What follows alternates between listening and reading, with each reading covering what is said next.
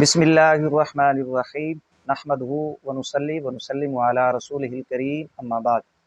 سامعین و ناظرین، ہماری آج کی اس ویڈیو میں جو مسئلہ بیان ہوگا وہ قربانی کے جانور کے متعلق ہے۔ صورت مسئلہ یہ ہے کہ وہ جانور جسے قربانی کے لیے ذبح کرنا ہے اس کے اگر تھن کٹے ہوئے ہوں یا خشک ہو گئے ہوں، کیا اسے شرعی طور پہ قربانی کے لیے ذبح کیا جا سکتا ہے یا نہیں؟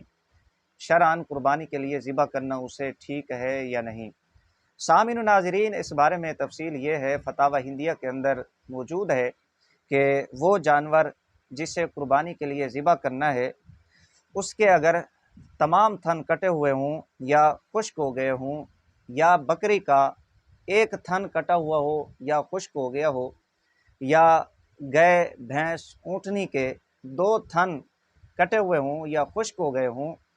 یعنی تھن اس کا مارا گیا ہو، دودھ دینے کی اس میں بالکل صلاحیت نہ ہو، تو ان تمام جانوروں کی قربانی کرنا شرعاً درست نہیں ہے،